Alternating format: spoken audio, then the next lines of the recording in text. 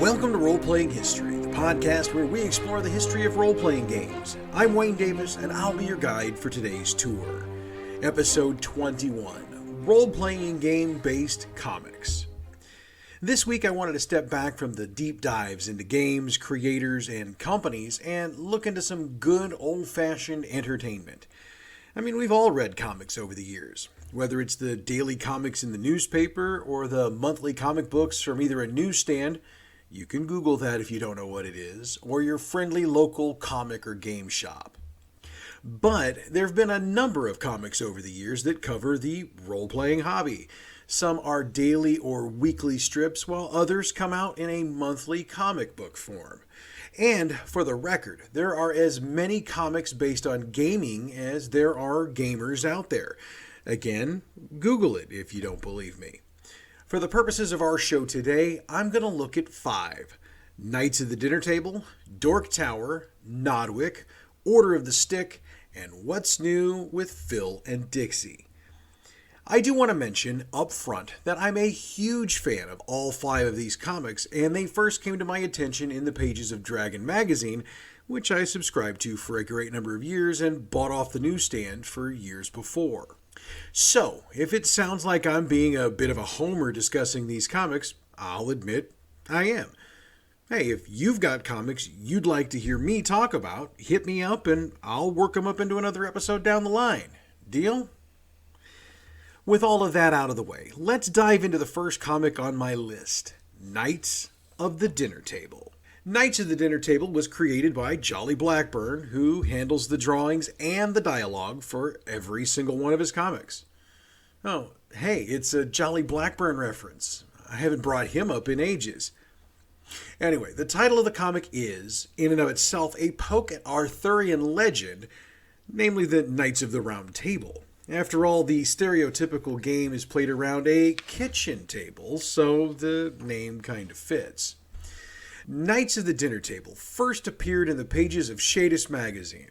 Specifically, it showed up in issue 2, dated March-April of 1990. Jolly was the creator and editor of the magazine, which was originally conceived as an independent fanzine. He'd decided, going into that issue, that he wanted to draw what he called a simple comic strip, which he could use on the last page of the magazine. Jolly has admitted over the years that he never intended Knights of the Dinner Table to be a permanent fixture in the magazine. In fact, by Shadis issue number 6, Jolly tried to replace that strip with something that looked a little more professional. But the readers of Shadis got pissed at the loss of their knights, so Jolly returned the strip to the magazine shortly thereafter. Knights of the Dinner Table would continue to be published in Shadis magazine until December of 1995, when it made its final appearance in issue number 21. In addition, Jolly made the decision to release Knights of the Dinner Table as a comic book, utilizing his company, Alderock Entertainment Group, to publish 3 issues between 1994 and 1995. In December of 1995, Jolly made the decision to leave Alderock, and he was allowed to take Knights of the Dinner Table with him. He made the decision to form a new company called KODT Interactive Factory, which was what he was going to utilize to publish Knights of the Dinner Table as a monthly comic. During this same period, the folks at Dragon magazine reached out to Jolly to inquire about the availability of Knights of the Dinner Table for their magazine. According to published reports, Jolly had actually intended to continue allowing Shadis to use the strip, but was convinced to move that strip over to Dragon. Knights of the Dinner Table made its first appearance in Dragon magazine number 226, February 1996, and would continue to appear in the magazine monthly through issue number 269 in March of 2000. As Jolly was working on Knights of the Dinner Table number 4 in 1996, he made the decision that he didn't want to go down the publishing path alone. So with that in mind, he accepted an invitation from David Kenzer and the folks at Kenzer & Company to bring his comic, as well as the rest of his creative talents, to their company. Knights of the Dinner Table number 5, which dropped in February of 1997, was the first credited to the KODT development team, which is Jolly, Kenzer, Brian Jelke, and Steve Johansson. Knights of the Dinner Table is presented in black and white, with the covers of the monthly comics and trade paperbacks typically being in color. There have also been reports over the years that some of the scenes are reused over time, but whether or not that's true, I was unable to confirm. And frankly, I don't care, because in my opinion, it doesn't matter.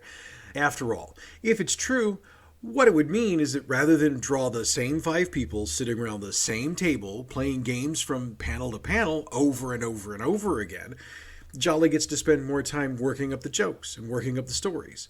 So, to me, who cares whether or not every panel's drawn fresh or not?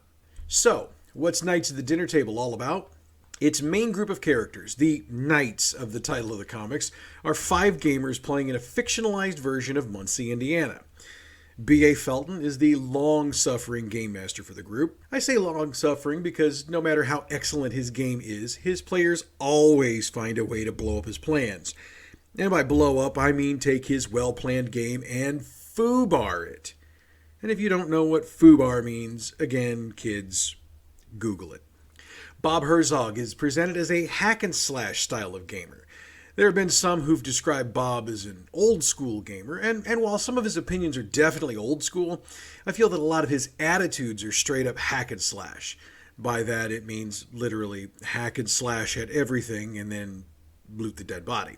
Bob is also used to play into some of the stereotypes of a gamer. He lived at home into his late 20s, early 30s. He's awkward with women, though he does get a girlfriend in later issues.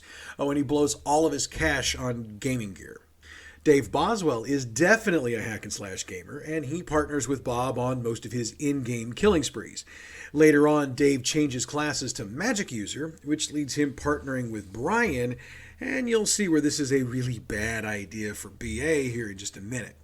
He's also presented as the type of guy that the ladies really seem to be into, even though he's not necessarily into them. Sarah Felton is BA's cousin and the only female member of the Knights. Sarah is presented as the example of what many of us would consider to be the textbook excellent gamer. She loves to roleplay, she tries to roleplay, she tries to talk the other 3 members of the group out of their various ploys and plots, and then tries to do what she can to keep the group and therefore the game on track. Sarah is also used to either poke fun at or flat out destroy the stereotypes about women in gaming.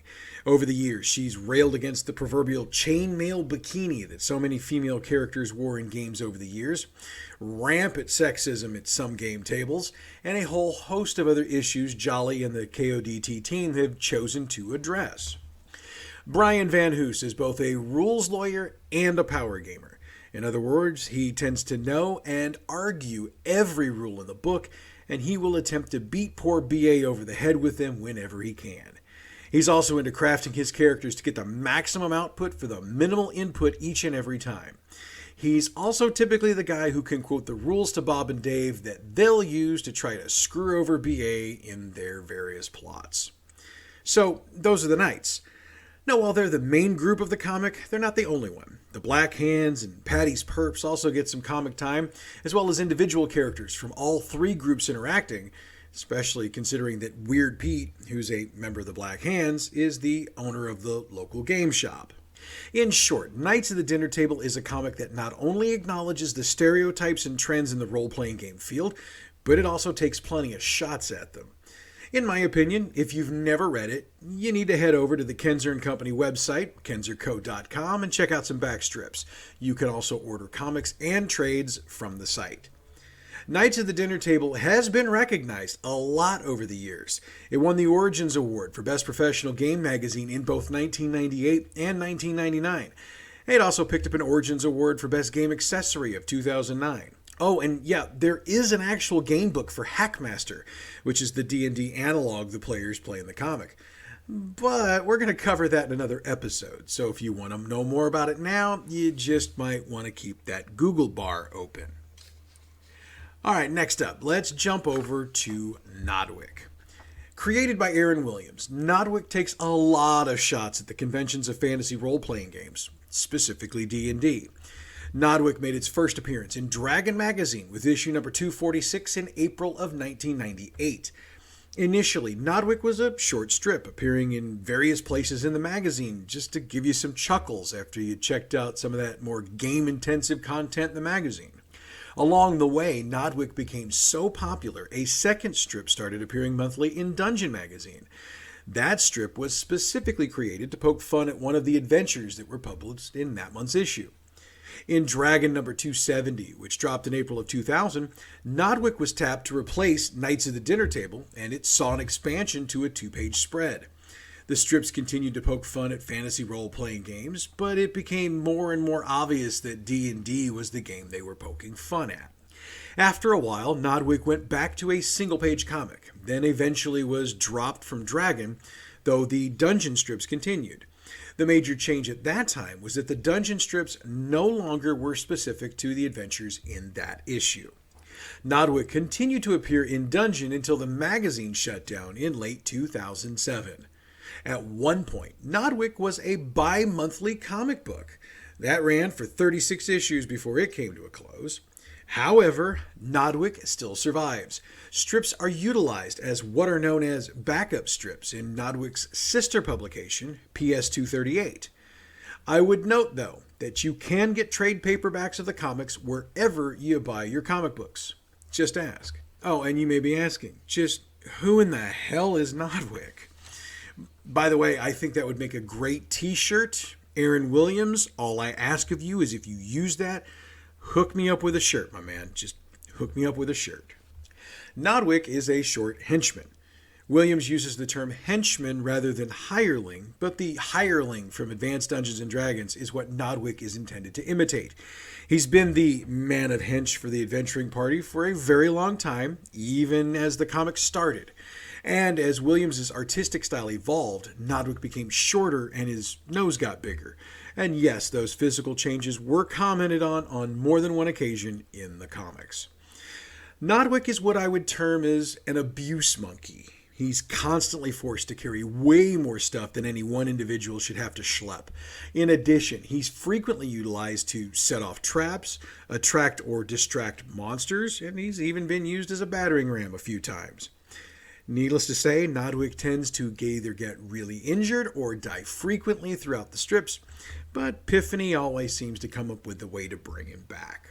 Nodwick is the common sense of the party, though none of them tend to listen to him. However, he will tend to point out how screwed up their ideas are, especially since he's the one who tends to pay the price for the harebrainedness of the plans. Over the years, Nodwick was given stats for AD&D, with the idea being he has proficiencies in so many nondescript categories it's ridiculous. However, one thing I found funny was that one AD&D set of rules for Nodwick notes that anytime the group encounters a deity, there's a 20% chance the deity recognizes Nodwick since he dies so damn much. Jaeger is the party's fighter and is every bit the stereotypical fighter. He's buff, he's armored, he's drunk, and he's dumb as hell. However, from time to time, the strip does show that as a fighter, he's a definite badass. Artax is the party's wizard. Much as with Jaeger, Artax is the stereotypical mage type.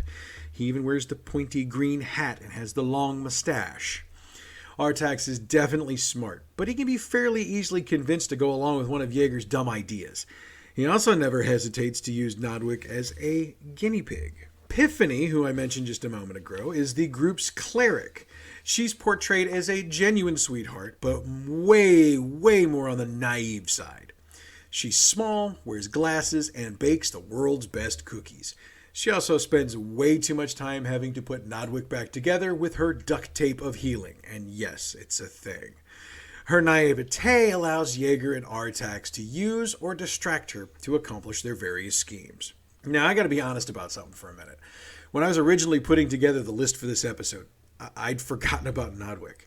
I am ashamed to admit that, but when I was doing some research on Knights of the Dinner Table and Dork Tower, I was linked to Nodwick.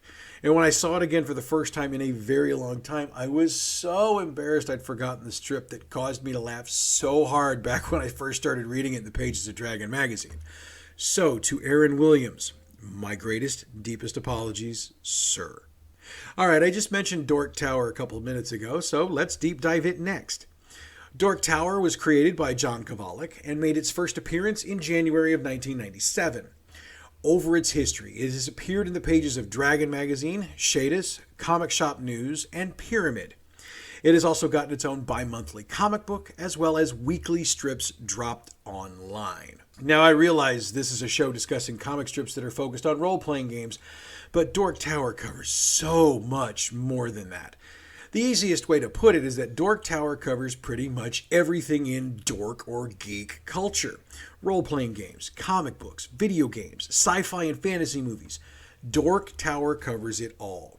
John also takes the opportunity from time to time to infuse a bit of current events into his strips, usually to both alleviate concerns as well as poke fun at the absurdity at some parts of our society today. Now, during the first year the comic ran in Dragon magazine, it had a different name.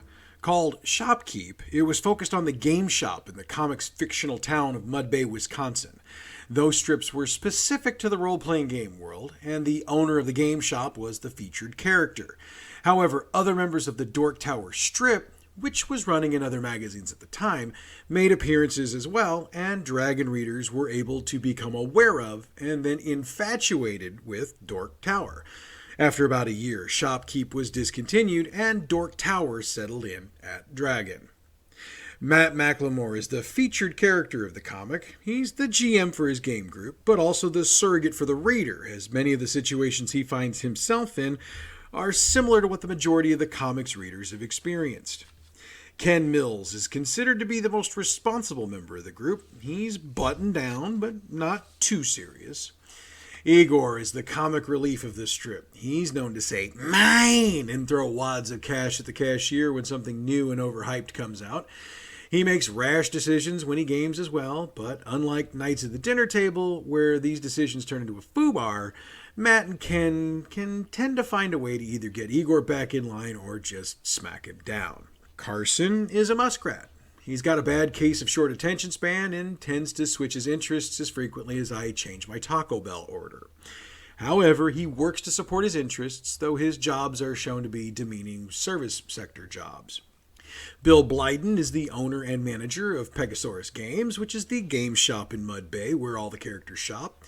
While he's presented as a comic-appropriate character, he's also the voice of the game shop, which is increasingly seeing itself under siege from Amazon and other online companies. Gilly Woods is known as the perky goth. She's a LARPer, and Matt has a crush on her. What makes her perky is that even though she is presented as goth, she's into cute and cheerful things, which would theoretically be the opposite of goth.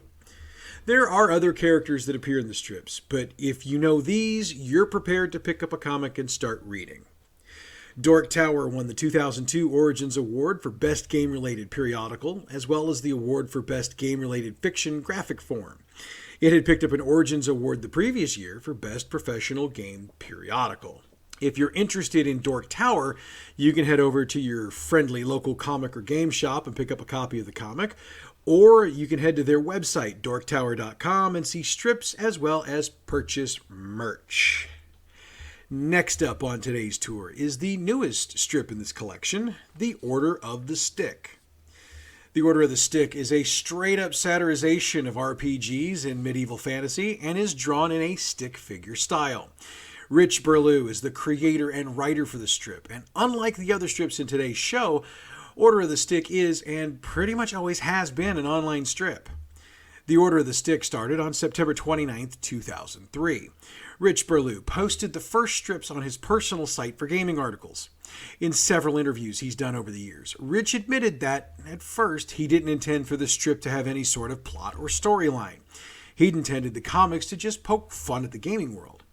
However, it didn't take long for Rich to change his mind, and he began laying down the foundation for a storyline by strip number 13. Order of the Stick was intended initially to be entertainment for the readers of the serious articles on his website. However, the strip became so popular, Rich dropped the article writing and focused on the comic. In the beginning, Order of the Stick was a twice-weekly comic, with new strips dropping on Mondays and Thursdays. Once the pre-sales for the first compilation book were announced, Rich decided to not only make writing the comic his full-time gig, but he also added another new strip each week, bringing that total to 3. On September 30th, 2005, Rich announced that Order of the Stick would start appearing in Dragon magazine. It debuted in the December 2005 issue, appearing on the last page. The following month, it got a 4-panel strip in the interior of the magazine. but was back to a full page on the last page in February of 2006. Order of the Stick would stay in that spot until Dragon ceased publication in September of 2007. Now, there was a major difference between the Dragon version of Order of the Stick and the online version. The difference was that while the main characters were the same, the supporting characters and villains were different. Also different, the adventure for the Dragon strips were in an unspecified location. In other words, the Dragon strips and the online strips had different canon. Rich Burlew has said in the past that the continuity of the strips were supposed to be different so that the events of one wouldn't impact the other. Since 2007, the schedule for Order of the Stick has been irregular. This is because Rich Burlew has had a variety of ongoing health concerns. However, he's been upfront with his readers, posting on his website when things will prevent new strips from dropping. It should also be noted that for at least 2 years, he's been claiming he's only got one more book in him. However, he frequently reminds readers in the very next statement that it took him 5 years to put the previous book together, and 5 more years for the previous book before that, so Order of the Stick isn't going anywhere anytime soon. What makes Order of the Stick different from the other comics we're discussing today is that it's very self-aware. If you're a fan of Deadpool, you've seen this type of self-awareness before. The characters understand they're in a role-playing game, and they're aware of the rules of that game. In fact, characters will frequently break the fourth wall to make comments about rules and rule changes, especially right after they've leveled up. On that note, I remember one strip where there was a ding effect popping up over each of the characters' heads. One by one, they acknowledged they'd leveled up and started spouting off all the new stuff they could do. The rogue character was waiting for his ding, and when it didn't come, he figured out he was about 100 XP short of leveling up, and immediately started killing rats, mice, and other small creatures in an attempt to get his 100 XP so he could level up. Yeah, this is that kind of comic, and I love it for it. The fourth wall also got broken a couple of times when characters in the main strip made reference to things that were said in the Dragon strip, noting that, I told you that in the Dragon strip, so I don't even know if it's canon. Order of the Stick has 10 books, mostly with compiled online strips, though there have been some new strips written just for the books. There have also been board games and other assorted products released. If you want to check it out, you can either pick up a book at your local comic or game shop, or head over to the site at giantitp.com and choose Order of the Stick in your options.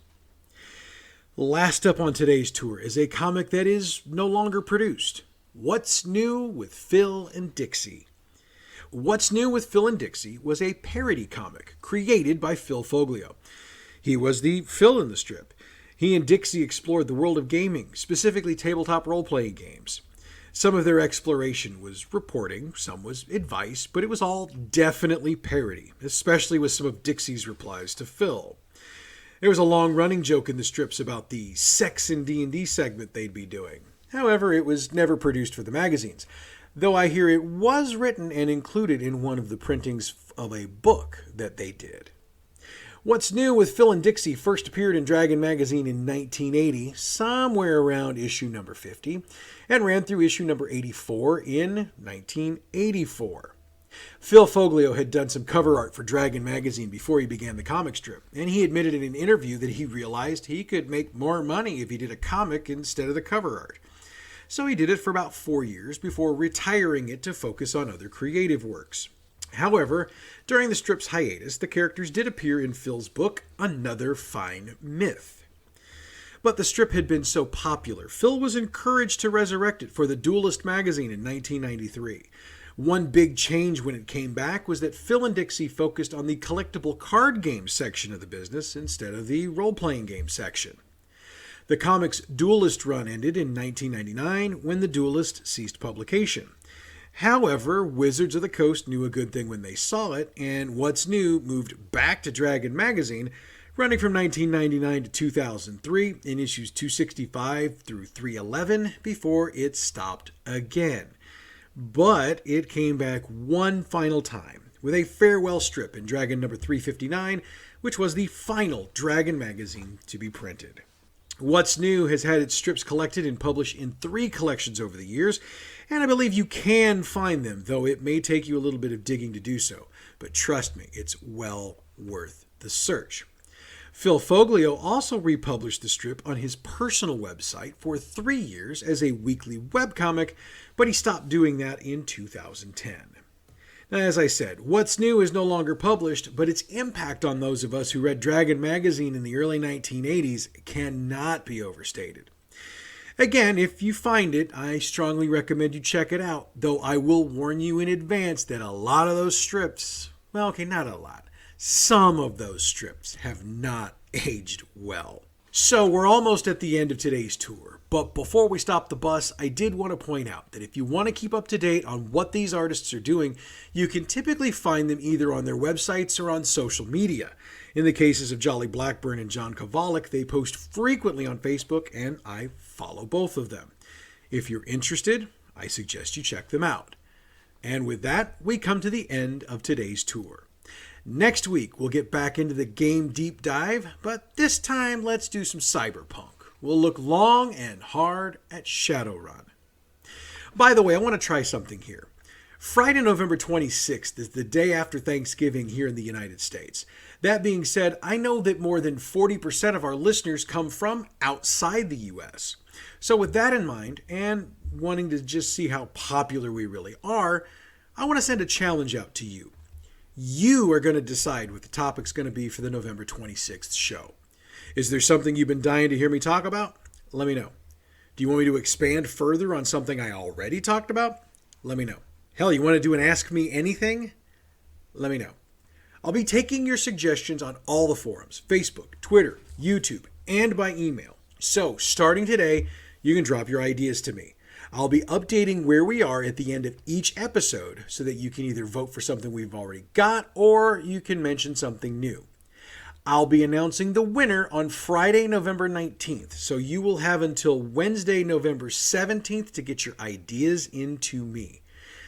This is either going to be one of the best ideas I've ever had or a soul-crushing bad idea.